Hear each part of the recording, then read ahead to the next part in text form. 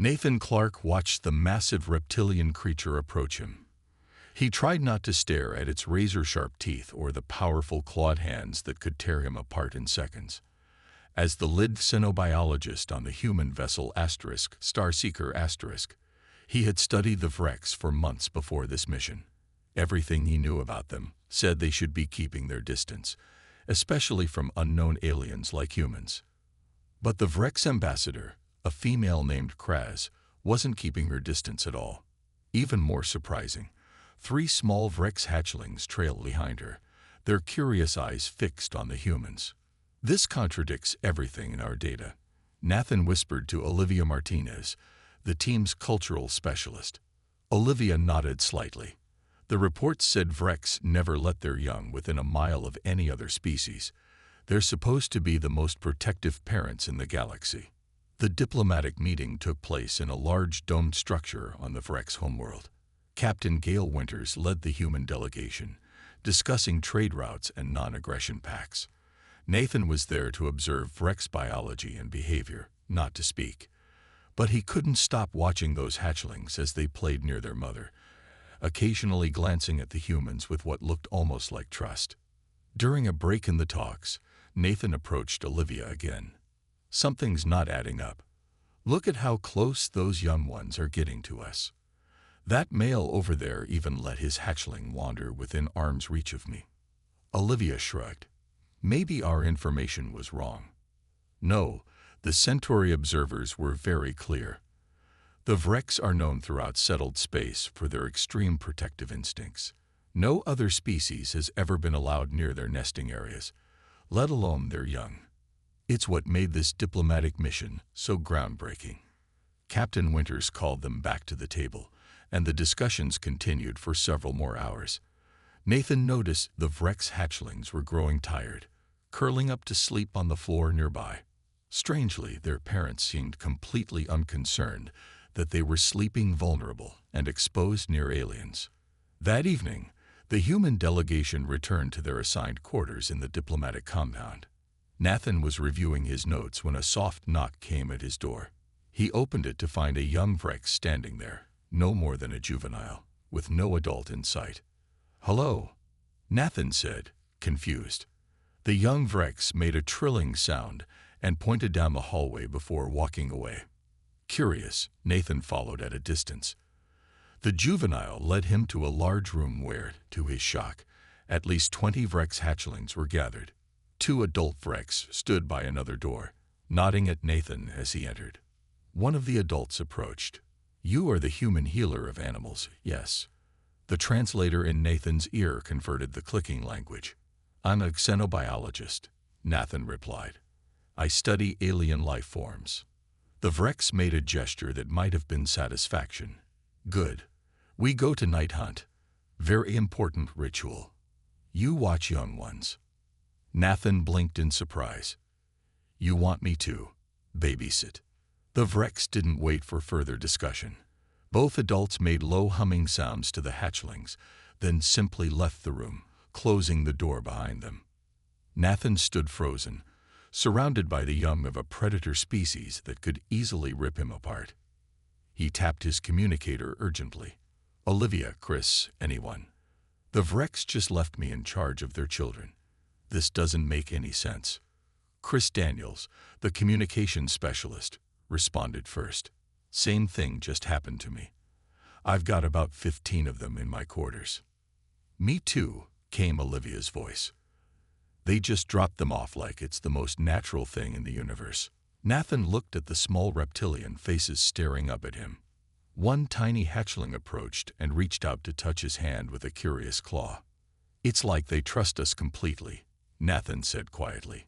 "But why would the most protective parents in known space trust complete strangers with their most precious possession?" The hatchling made a chirping sound and curled up next to Nathan's foot, apparently ready to sleep. One by one, the others settled down too, seemingly content in the presence of a human they had just met. "This changes everything we thought we knew about them," Nathan whispered. "Something very strange is happening here." Morning came with the sounds of Vrex adults returning from their night hunt. Nathan had barely slept, too amazed and confused by his unexpected role as babysitter to alien children. The young Vrex had slept peacefully through the night, some curled up against his legs as he sat on the floor. "Thank you, human," said one of the returning Vrex parents, showing no surprise at finding their children safe and sound with an alien they barely knew. Nathan nodded politely, then hurried to find the rest of his team. They gathered in Captain Winter's quarters, all sharing similar experiences from the night before. "It makes no sense," said Chris Daniels, running his hand through his short brown hair. "Everything we know about predator species says they should be aggressive toward outsiders near their young. The Vrex are supposed to be the most extreme example." Captain Gale Winters frowned. "Something's going on here that we don't understand. I want answers before we proceed with negotiations." Olivia showed them her datapad. "I've been reviewing our communications with other ships in the sector. It's not just here. 3 other alien species have specifically requested human personnel for their nursery facilities." "What? Why?"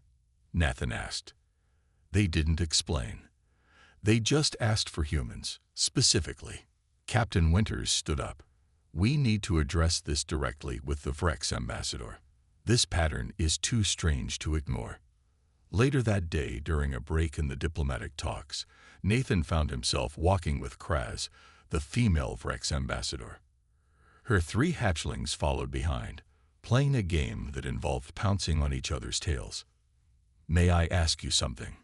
Nathan said carefully.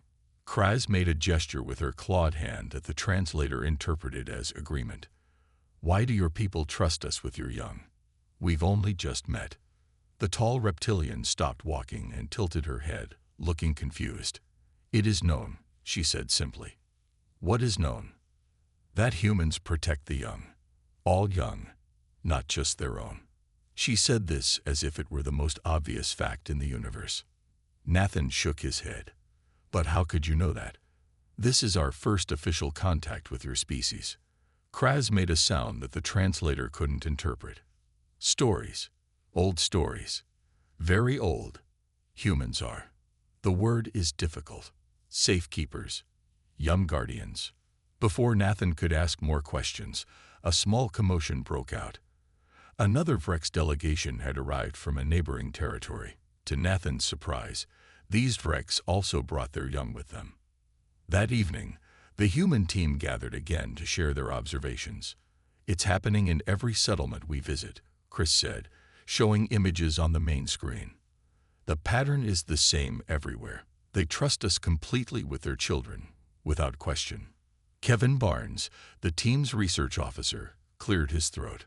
"I found something interesting in their historical database. They gave us access to their ancient records as a gesture of goodwill." He pulled up an image of what looked like a cave painting. It showed bipedal figures standing among nest-like structures with small figures inside them. "This is thousands of years old," Kevin explained. "The bipeds are protecting nests of various species. The database labels them with a word that roughly translates to human-like protectors." "That's impossible," said Captain Winters. "Humans haven't been in this sector before now." "That's what makes it so strange," Kevin agreed. "Yet these records exist across multiple Vrex territories." Olivia's communication device beeped. She looked down at it with surprise. "Captain, we're receiving requests from 3 more species in nearby sectors. The Krill, the Azanti, and the Morrow. They're all asking for human personnel to staff what translates as young care facilities." Nathan sat back, mind racing. It's not just the Vrex.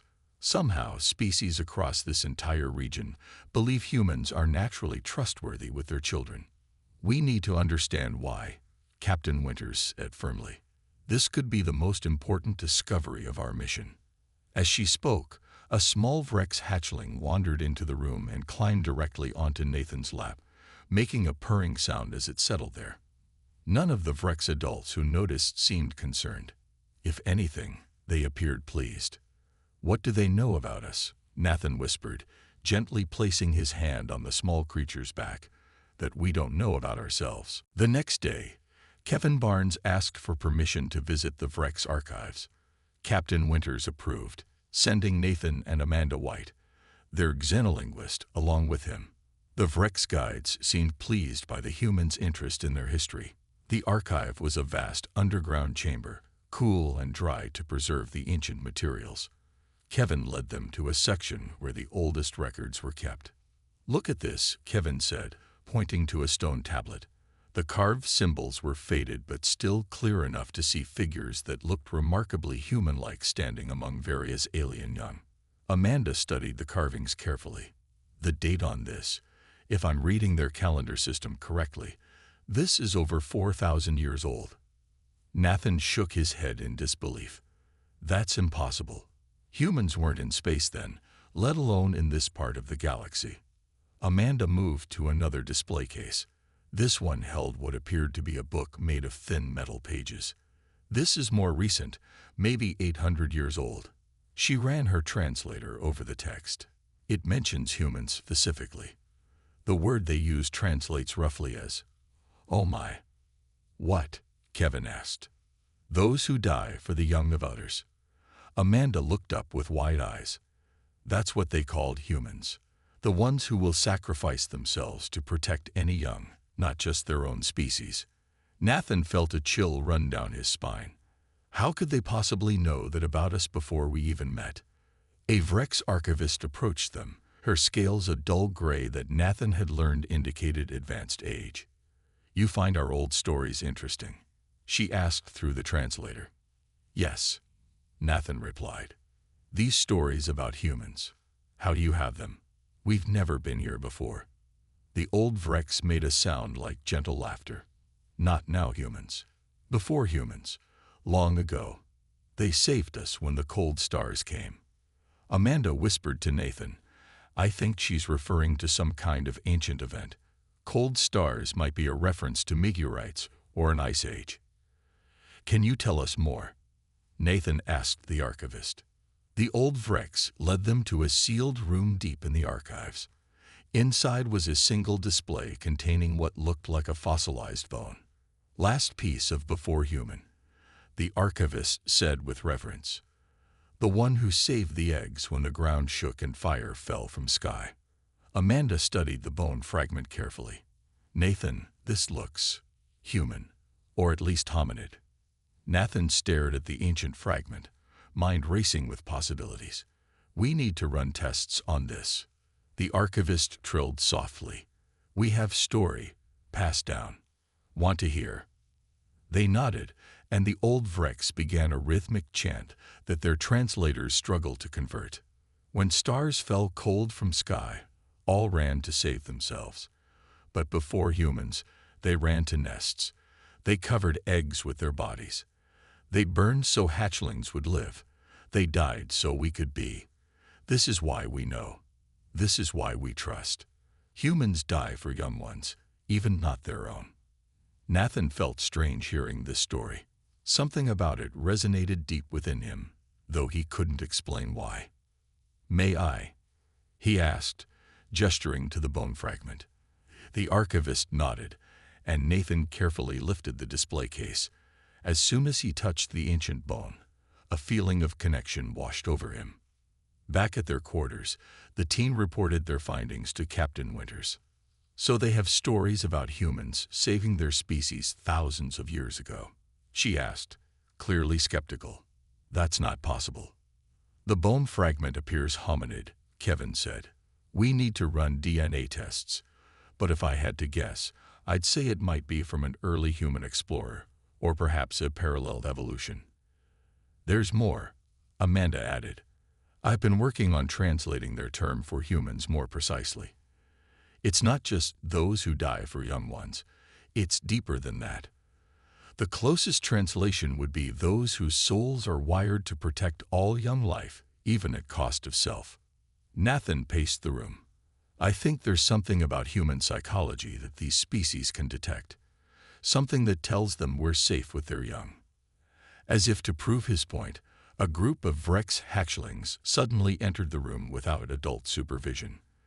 They immediately approached the humans, chirping happily, clearly seeking attention. "How do they know?" Olivia whispered as a tiny Vrex climbed into her lap. How do they know we would never hurt them? Nathan watched as the young aliens settled comfortably around the humans. Maybe the better question is, how did we forget? The diplomatic meetings continued for 3 more days. Nathan noticed that more and more Vrex young were being brought to the human quarters each night. It seemed the entire settlement now trusted the humans with childcare duties. On the 4th morning, alarms suddenly blared throughout the diplomatic compound. Captain Winters received an urgent message from Vrex Security. "We have a problem," she told her team. "A ship belonging to the Krell has entered orbit. The Vrex say they're known for raiding settlements and taking young ones." Nathan felt a chill. Taking them? For what purpose? "Unknown," Gale said grimly. "But the Vrex are mobilizing their warriors.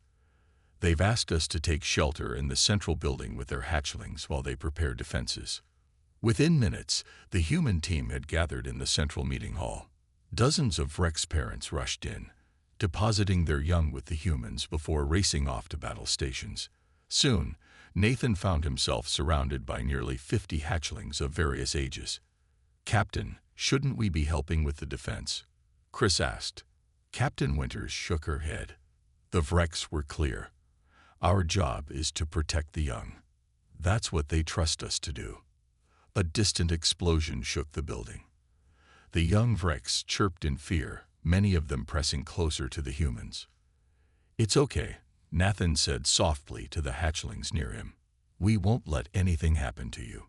More explosions followed. Through the windows, they could see smoke rising from the edge of the settlement. The sounds of energy weapons echoed in the distance. "They're getting closer," Olivia said, her arms wrapped protectively around several tiny Vrex. Suddenly, the doors at the far end of the hall burst open. 3 tall, insect-like aliens rushed in, wielding weapons. Their compound eyes scanned the room, focusing on the young Vrex. "Krell," Captain Winters whispered. Nathan didn't think. He simply moved, placing himself between the intruders and the group of hatchlings behind him. Around the room, he saw every other human doing exactly the same thing, standing as living shields between the danger and the young aliens. The lead Krell clicked something that their translators couldn't catch. It pointed its weapon at Nathan. "You will move," the Krell said in broken standard language. "We take young ones." "No," Nathan replied simply.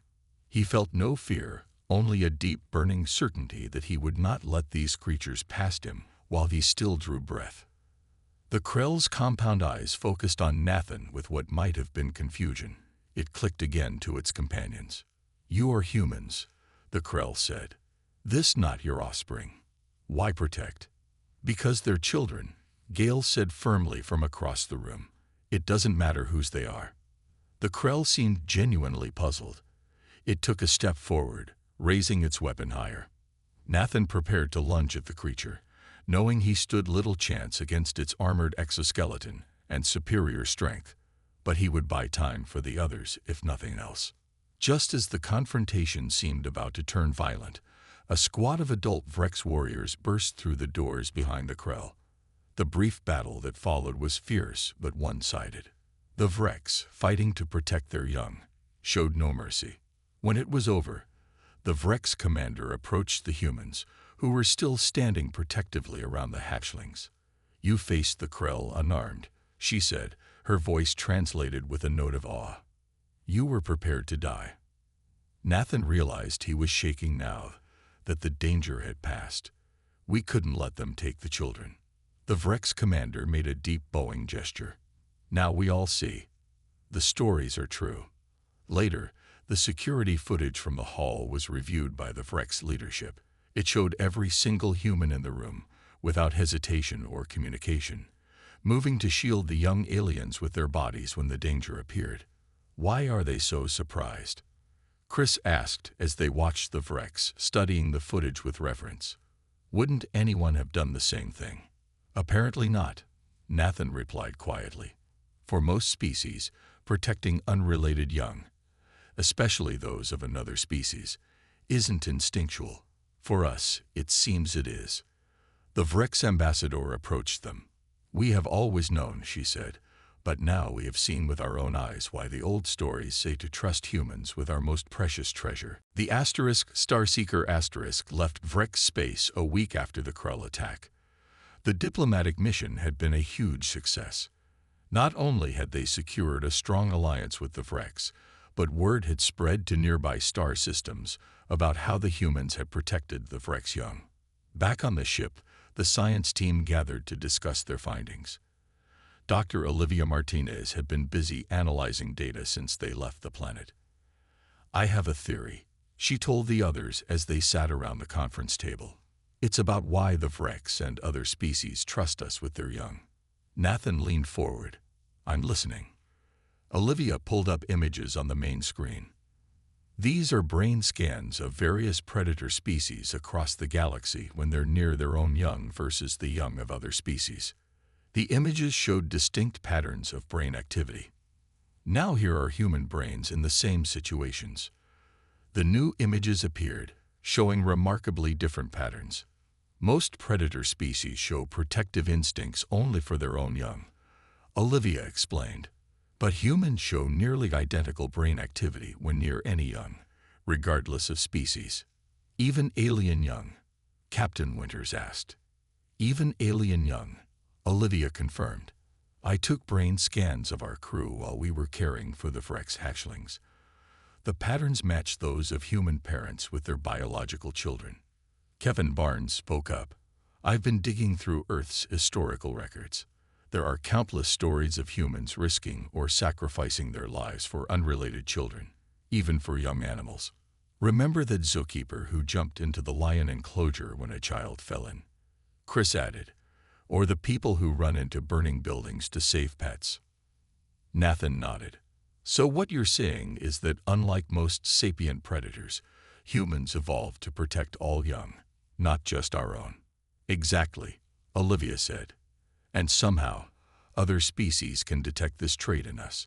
It might be subtle behavioral cues, or even pheromones, but they can sense that we're hardwired to protect young ones, regardless of species." "That would explain the Vrex's ancient stories," Amanda said. "If early human explorers or perhaps even pre-spaceflight human ancestors somehow reached their world, they would have shown the same protective instincts." Captain Winters frowned. "But how would ancient humans have reached Vrex space thousands of years ago? We only developed faster than light travel 3 centuries ago." Kevin shrugged. "We don't know, but the evidence suggests they did, or at least some human-like species did." "There's more," Olivia said, pulling up new data. "I compared our DNA to the sample from that bone fragment the Vrex showed us. It's definitely human, but with subtle differences that suggest it's from a branch of humanity that split off perhaps 50,000 years ago." The room fell silent as everyone processed this information. "So you're saying," Nathan finally spoke, "that a group of ancient humans somehow reached this part of space tens of thousands of years ago, and they saved various alien species by protecting their young during some crisis. And those species never forgot," Amanda added softly. "They passed down stories about humans being the ultimate protectors of young life." "But we forgot," Chris said. "We didn't remember that part of our history." Captain Winters stood up. "I'm forwarding all this to Earth Command. This changes everything we thought we knew about human history and our place in the galaxy." As the meeting ended, Nathan stopped by the ship's observation deck. He stared out at the stars, wondering about those ancient humans who had traveled so far from Earth. Had they known they were setting the stage for humanity's acceptance among the stars thousands of years later? His communicator beeped with a message from Captain Winters.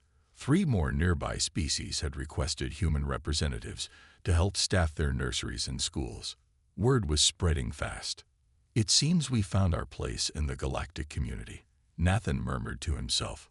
"Not as conquerors or even explorers, but as protectors." He smiled as he remembered the trust in the eyes of those Vrex hatchlings. Perhaps this role was written in human DNA all along. They had just forgotten until alien children reminded them. 3 months after their discovery on the Vrex homeworld, Nathan and the science team were called to appear before the Galactic Council.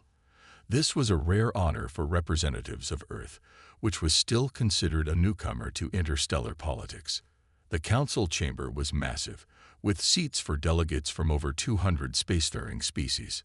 Nathan felt small as he walked in with Captain Winters, Olivia, and the others. The council recognizes the human delegation from Earth vessel Starseeker*, announced a tall, blue-skinned alien at the center podium. Captain Winters stepped forward. "We are honored to be invited, High Counselor." The High Counselor gestured to a series of empty seats. "Please be seated. We have called you here to discuss the phenomenon now being referred to as the human guardian effect." As they sat down, Nathan noticed representatives from the Frex nodding respectfully toward them. Other species were watching with obvious curiosity. "Since your encounter with the Frex," the High Counselor continued, "reports have spread throughout multiple sectors about humans' unique protective instincts toward young ones of all species. The Council wishes to study this trait more thoroughly." A reptilian council member spoke next. "We have prepared a series of controlled tests, with your permission. We wish to understand if this is truly a biological trait of all humans, or merely cultural behavior of your specific crew." Olivia leaned over to whisper to Nathan, "This is incredible. The Council rarely takes such direct interest in a single species' traits." Captain Winters agreed to the testing. Over the next 2 days, 20 volunteer crew members, including Nathan and Olivia, participated in carefully designed scenarios. They were placed in simulated emergency situations with mixed species young, sometimes while being observed, other times when they believed they were alone. The results were consistent. Every human prioritized the safety of the young ones, regardless of species, even when they thought no one was watching them. On the final day, the Council presented their findings. "The evidence is conclusive," said the High Counselor. "Human brain scans show that their protective response toward young ones is not a conscious choice. It happens at an instinctual level. Most remarkably, this response occurs regardless of species." A small, fuzzy council member added, "In our evolutionary studies, we have never seen a predator species develop such universal protection instincts. Most predators protect only their direct offspring or close kin. Humans appear to be unique in extending this instinct to all young life forms." Nathan listened with growing amazement. He had never thought of this trait as unusual. Wouldn't anyone protect a child in danger? The Vrex ambassador stepped forward. "Our ancient records indicate that this human trait saved multiple species during the Great Calamity, when the 3 stars fell. The humans who lived among us then gave their lives to protect hatchlings of many species, not just their own." "The 3 stars?" Captain Winters asked. A historian council member explained. "Approximately 48,000 years ago, 3 large asteroids struck this region of the galaxy. Many worlds faced extinction-level events. According to surviving records, a group of bipedal aliens, now confirmed to be an early human expedition, helped save several species from extinction by protecting their young." "But how did humans reach this part of space so long ago?" Olivia asked. "We only developed faster-than-light travel recently." The historian displayed an image of an ancient ship design. "We believe they came through a now-collapsed wormhole. They arrived with limited technology and could not return home. They spread across several worlds, integrating with local species." A High Counselor raised a hand for silence. Based on these findings, the Council proposes a new official designation for humanity within galactic classifications. The chamber grew quiet as the High Counselor spoke again. "We propose that humans be classified as universal nurturers, a protected status that acknowledges their unique biological drive to protect all young life." Nathan heard Olivia gasp beside him. This was unprecedented. New species typically spent centuries proving themselves before receiving any special classification. Furthermore, the High Counselor continued, "We propose that human representatives be invited to establish nursery outposts in conflict zones, providing neutral ground where warring species can bring their young for protection." Captain Winters looked stunned. You would trust us with that responsibility after such a short time in the galactic community. The Vrex ambassador made a gesture of certainty. We have trusted you with our young for thousands of years, Captain. We have always known what you are. Today, you have finally discovered it yourselves. 1 year after the Galactic Council named humans as universal nurturers, Nathan Clark stood on the observation deck of the newly commissioned vessel Guardian ***. Unlike military ships or science vessels, the Guardian *** was designed for a unique purpose, to serve as a mobile nursery and school for young aliens in troubled regions of space. Nathan watched as a small fleet of ships approached. Each carried children from species currently locked in a bitter territorial dispute, yet all sides had agreed that their young could study together under human protection. "Dr. Clark, they're ready for you in the Welcome Center," said a young officer. Nathan nodded and made his way through the gleaming corridors. The ship had been specifically designed with areas for dozens of different species, warm habitats for reptilian young, cool pools for aquatic children, and everything in between. In the main welcome hall, Olivia Martinez waited with Captain Winters. In the past year, both had become key figures in humanity's new role in the galaxy. Olivia had been named the head of the new Xenopediatric Division, while Captain Winters now commanded the growing fleet of nursery ships. Nervous, Olivia asked as Nathan joined them. "A little," he admitted. "We're making history today." The doors opened, and the first group of alien children entered, a mix of species that would normally never interact. Their parents or guardians accompanied them, looking both hopeful and anxious. Captain Winters stepped forward to address them. "Welcome to the Guardian ***. Your children will be safe here. They will learn together and from each other. This is neutral space, protected by Earth, and recognized by the Galactic Council." As the families began the check-in process, Nathan received an urgent message on his communicator. It was from a Vrex elder he had met during their first contact. "Dr. Clark," the message read, "we have found something you must see. Ancient coordinates, hidden in our oldest temple. We believe it shows the location of the first human settlement in our sector." Nathan showed the message to Olivia and Captain Winters.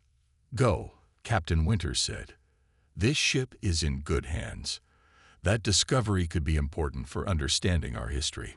3 weeks later, Nathan stood on the surface of a small rocky planet at the edge of Vrex space. A team of human archaeologists worked carefully around what appeared to be the ruins of an ancient outpost. "It's definitely human in design," said Dr. Ruth Parker, the lead archaeologist. "Carbon dating puts it at approximately 50,000 years old, just as the Vrex record suggested." Nathan walked through the ruins with the elderly Vrex who had contacted him. The alien moved slowly, his scales dull with age. "My ancestors spoke of this place in our oldest stories," the Vrex said. "They called it the Nest of Life." The excavation had revealed what appeared to be a central chamber, reinforced with materials that had withstood the passage of time. Inside, the archaeologists had made a remarkable discovery: fossilized remains of what appeared to be a nursery. "Look at this," Dr. Parker said, pointing to a section they had carefully uncovered. "Human remains, positioned around what appears to be incubation chambers for at least 6 different species." Nathan knelt to examine the scene. The human skeletons were arranged in protective positions around the fossilized remnants of alien eggs and young. The evidence was clear. They had died protecting their charges. "From what we can piece together," Dr. Parker explained, "this was an emergency shelter during the asteroid impact the Council mentioned. The humans brought young ones from multiple species here for protection." "Did any survive?" Nathan asked quietly. The Vrex elder made a solemn gesture. "Yes, we are the proof. My species' genetic studies show that all modern Vrex descended from a small group that survived the Great Calamity. The same is true for the Krill, the Azanti, and several others. They saved the future of multiple species," Nathan whispered. Back on the Guardian *** a month later, Nathan shared their findings with a gathering of diplomats and scientists from across the galaxy. Images of the ancient nursery projected behind him as he spoke. These ancient humans gave everything to protect the young of other species, he concluded. They understood something that we had somehow forgotten until now, that the greatest calling any species can have is to protect the future, regardless of what form it takes. After the presentation, Nathan returned to his quarters. On his desk sat a small replica of the statue now being erected on Earth, a simple human figure with outstretched arms, protective and strong, surrounded by the young of many worlds. A message flashed on his screen from Captain Winters. 3 more species, long isolated and mistrustful of galactic society, had requested human guardians for their education centers. Nathan smiled. The ancient humans had left a legacy it had taken thousands of years to rediscover. Today, all across the stars, even the most fearsome predator species were willing to trust humans with their young. And now they knew why. We remembered who we are, Nathan said softly to himself. Guardians of the future for all life.